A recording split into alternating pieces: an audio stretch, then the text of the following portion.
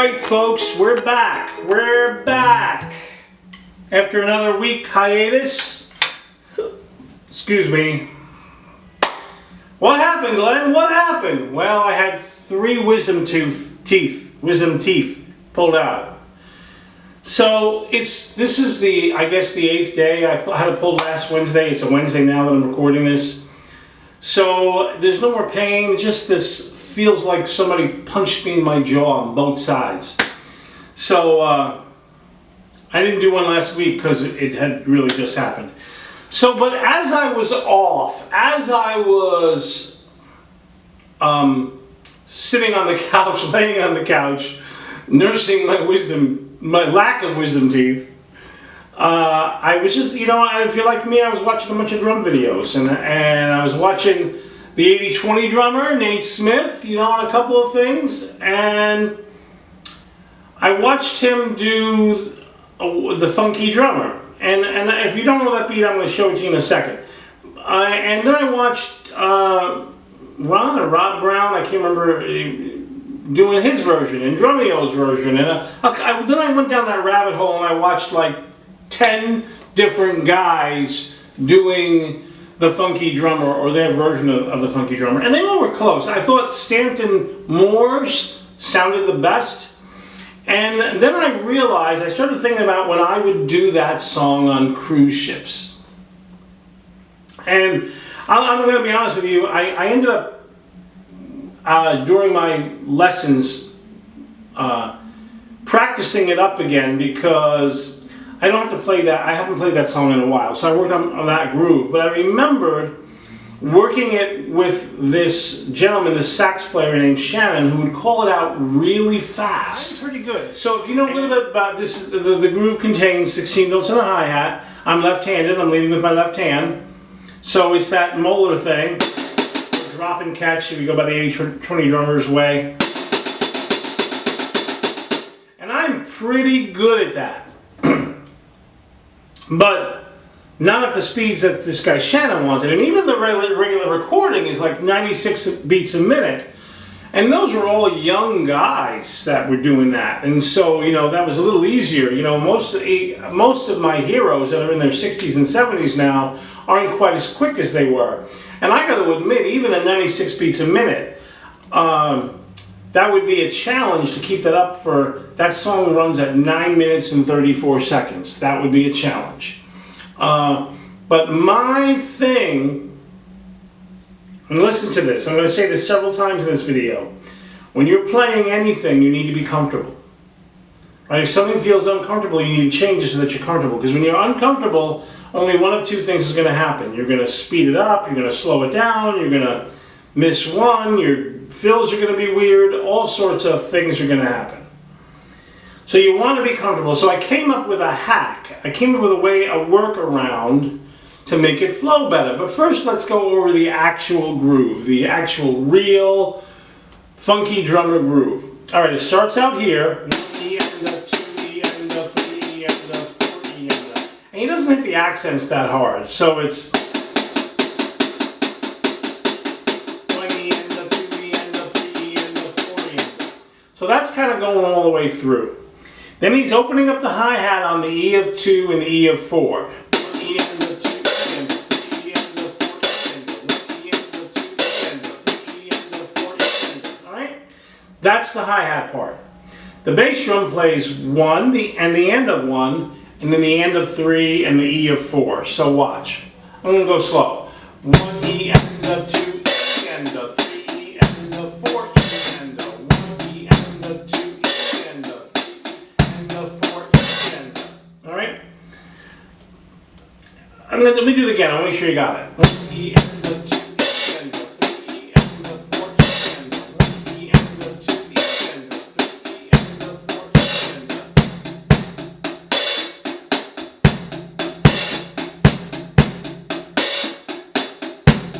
E and the. All right. Now we're going to add the snare on 2 and 4. Now the jury's out on this a little bit. A couple of the guys are saying how he does rim shots on 2 and 4 all the way through. I'm not sure. I've listened to that song a bunch of times this week. Headphones, not headphones. his snare is cranking. You know, he's got a really high pitch on that snare compared to what else was happening at that time. You're talking about late 60s. People were using a kind of a fatter sounding snare, more wet sounding snare, but he had that really dry sound. And the way the mix is, I'm not 100% sure. You want to do it with rim shots? That's fine. If I were to play it, probably now, I probably wouldn't start it with rim shots. I would probably do it later on in the song, make the song feel like it's building. But here we go. Here's 2 and 4. I'm going to do them with rim shots. I'm going to use the butt end because I like the way rim shots sound better on the snare with the butt end. I'm actually going to change this head to a dry head for a show coming up this Saturday. So, you know, we do different things for different reasons. So here we go. 1 E.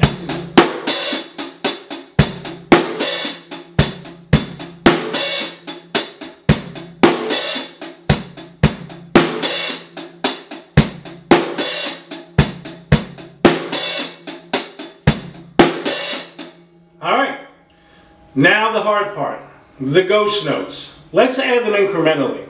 The toughest ghost note you gotta learn on this groove is the duh of 3. He does duh 3 and then 4.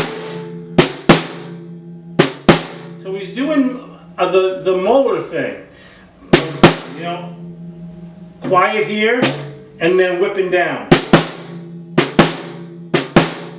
So here we go. I started adding all the ghost notes. See, I'm used to this groove now. I did it wrong. Here we go. Here we go.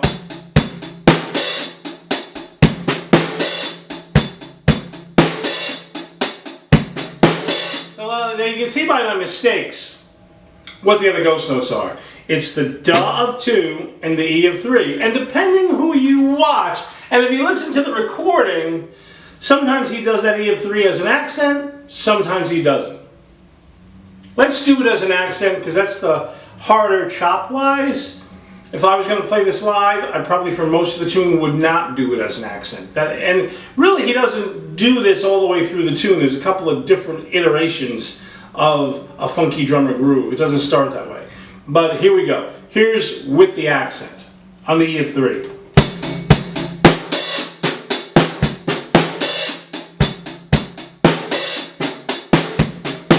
you go.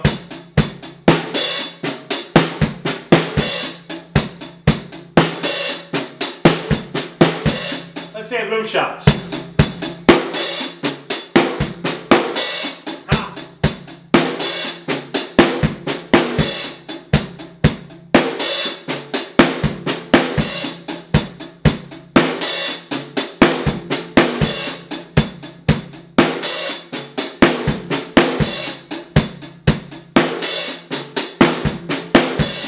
So you got that duh of 2, 1 E and 2 E and a 3 E and a 4 E and alright?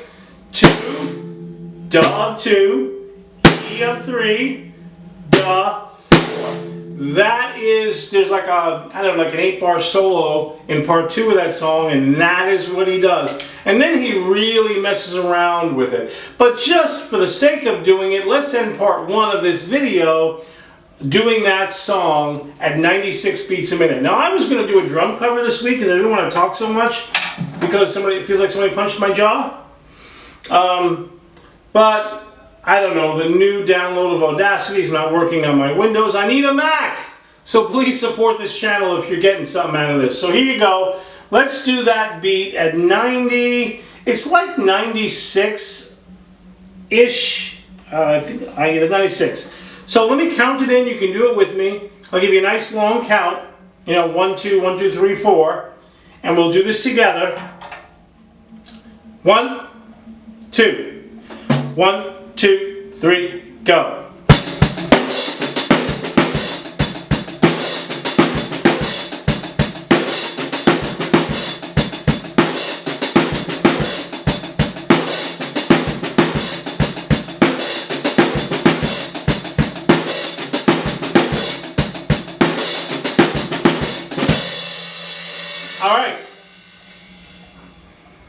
All right, that is the correct version of the Funky Drummer. Now, I'm going to take a second, get a glass of water, I'm going to come back, and I'm going to show you my hack. Here we go.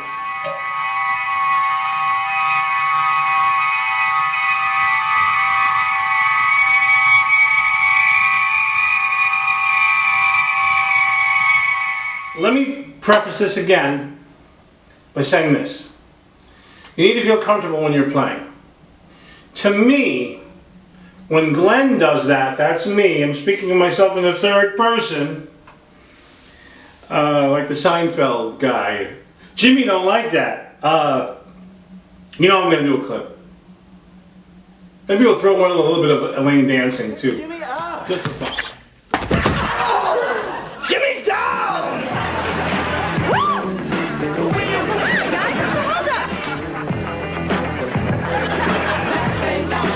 Fancy Moses. Just for fun. Break up the monotony of the video. Okay. So I have to be comfortable when I'm playing. I have to be comfortable. And that's one of those tunes that will be called out. And, you know, if you got a 7-piece band, or like on the ship's side, a 13-piece band, on a 12 and an 11, everybody's going to take a solo. That song's going to go on for 40 minutes. Oh my God. That's my one problem with jazz. All right, 1, 2 solos a piece. That's it. You know, we want to get to the next tune. The melody. I want to hear the melody. I want to be comfortable when I'm playing because, one, I want to be able to vary it because essentially that sort of has become a jazz groovy tune over the years, right? It's a funky jazz tune. I want to be able to break away from it, break back into it, all that kind of thing, right? And I want to feel very comfortable. And in case it's called out faster, or a song like that that's going to solo for a long time, might creep a little bit. If it starts at 95, 94, it might push to 97, 98, right? Or like in the case of that cruise ship I was on, I think he called it out at like 101, 102. That was hard. So, what did I do? What did I come up with to make it work and feel comfortable? Well, I do it in a more linear way, which means I'm not going to have both hands playing at the same time most of the time. So let's start out with two. With two, I'm going to take off the hi-hat. Here, watch. 1 E and a 2. Oh, what a terrible rim shot. Let me do it again. 1 E and a 2 and a. See that? 1 E and a 2 and a. So by taking my hi-hat hand off the hi-hat, I'm left-handed by the way, you can notice that, playing my lead hand with my left hand. By taking my hi-hat hand off the hi-hat on 2, I get more room for the rim shot. I can even, you know, not do the choke thing.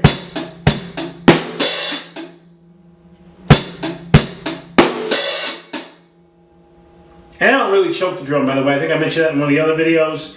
When I do this, I'm sort of pivoting on the rim, so it really isn't, it's not, I'm not really digging into the head. So, and Nate Smith, not the 80-20 Nate Smith, but the really good drummer Nate Smith. 80-20 drummer is a good drummer. He's a good drummer. But he's not like the other Nate Smith, who I love.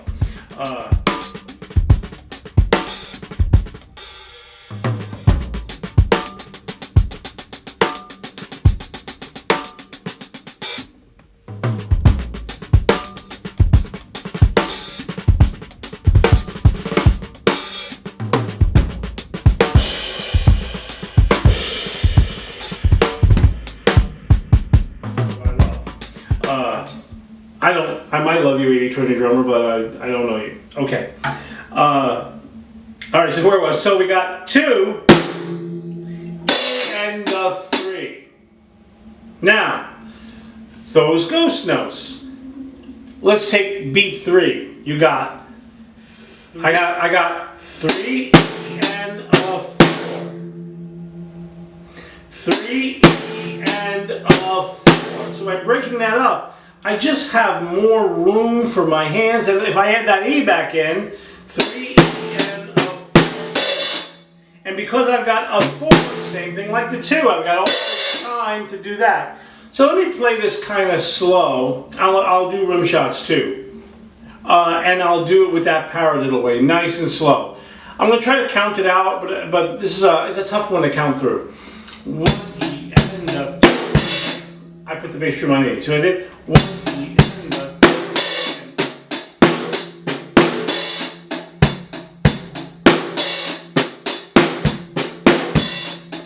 now you got it.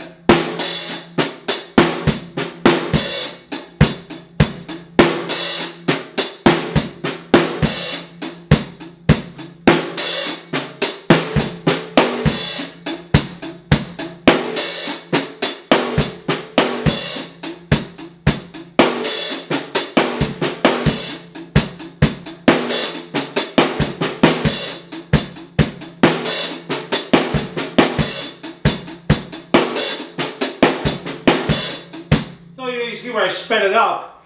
I'm still able to not necessarily keep my hand there, right? Really I just have room and I feel more comfortable.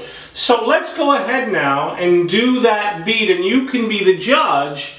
Maybe you like the other way better. That's fine, man, if that's what you want to do. For me, this just feels more comfortable. Feels more comfortable. And I think you get better, what do they call those? Hi-hat barks or hi-hat sparks, right? I think those sound better. I think rim shots sound better. For me. So right now, I'm going to give you my philosophy on, there's really no such thing as creating hacks. There's coming up with your way to do things. Here's my little philosophy. We're all stews, man. So that's kind of something that Gadd or Caliuta might have done. If Gadd was recording the Funky Drummer, he might have done it more that way. Maybe. I don't know. He might not have. You know, they weren't thinking that way in the 60s when Clyde did it. So linearly. But, you know, some of the linear players I listen to, like Chris Coleman and Thomas Pridgen, and the list goes on. And really, when I came up with that, now we're going back 12 years, it was sort of like the Gadd Caliuta thing that sort of inspired that to make it more playable for me. So, the bottom line is, my philosophy is you do you, boo. You do you, boo. You do you. Whatever it is. You can come up with your own way to do it. There's no cheating. There's no such thing. Come up with your own. If it works and it sounds good, that's the way you do it. All right, let's do this at 96 beats a minute. What am I at? 95 there? I might have done the other one at 95. I'm not sure. That's 96 beats a minute. There you go. This is the recorded tempo.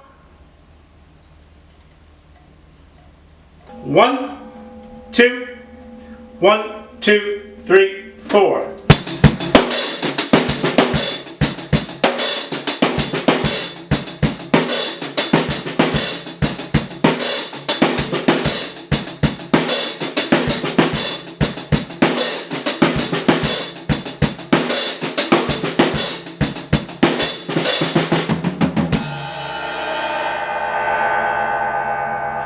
Trying to find a way to get out of it.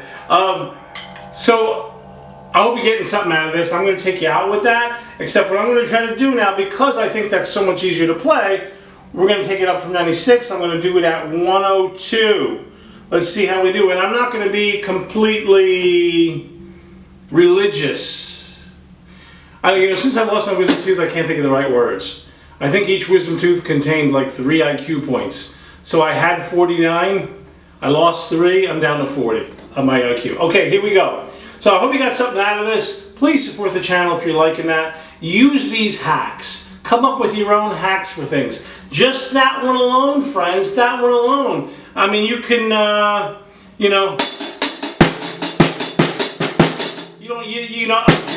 can do all sorts of different things with that to make it more comfortable for you. And that's going to make the sound of that groove take on your sound, your style. Make it unique to you. Yes, Emulate the greats. Yes. Learn the right way for a groove like that or any groove. And then come up with your own version of it. So here we go. I'm going to take you out with this. All right? 102. 1, 2, 1, 2.